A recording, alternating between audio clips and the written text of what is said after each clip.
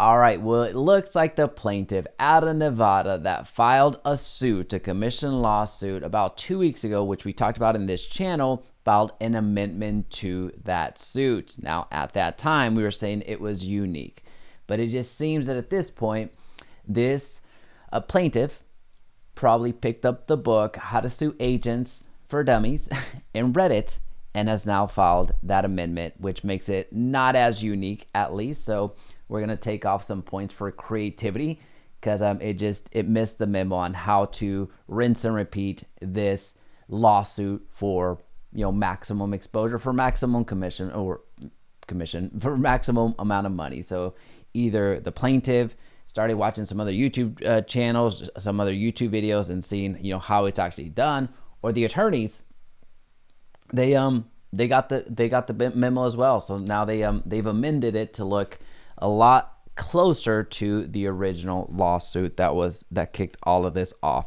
So let's see what's happening here.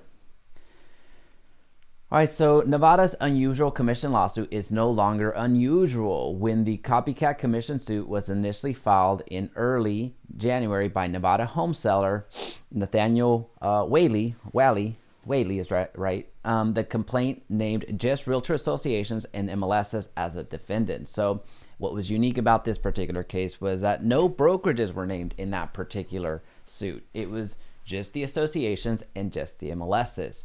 So that's why it was unique. And there's been no other suit of this kind where you're not going after the real estate brokerages. And that was novel about the Nevada suit, which is why we covered it here on the channel. But it seems, again, they picked up the book on how to do it, the step-by-step guide, the cheat sheet on how to do it. So they got to work and they added they made up for lost ground here. but all that changed on Thursday when Whaley's counsel filed an amendment complaint naming 15 brokerages as defendants. And then you go on to see all of the brokerages that were associated. Now, here's the thing. If this attorney was working on an hour-by-hour case, one, this lawsuit would not exist, and also this amendment for sure would not be would be happening as well. So, of course, they're getting paid on contingency, which I know that I'm assuming this here, if you will, but I'm pretty sure that that's the case. So I've been wrong before, but I don't think I'm going to be wrong here.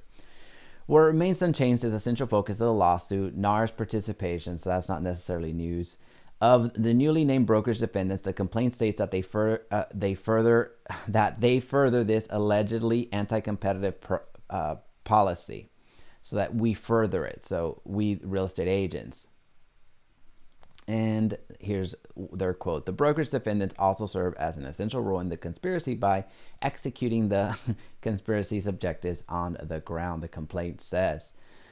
But again, at this point, they've only been able to reach out to Douglas Elliman, but I'm sure everyone else is going to, of course, have to fight this one as well. So again, it's not necessarily news, a new strategy. What was at the beginning of just being the associations and the MLSs that were being named in the suit. So now it goes on to the copycat status, which is what's happening in basically every single state multiple times over. We're going to keep this on the radar. We're going to see where it ends up going. Hopefully it gets tossed out from the very beginning, from the outset, but we will keep monitoring it. Talk to you soon.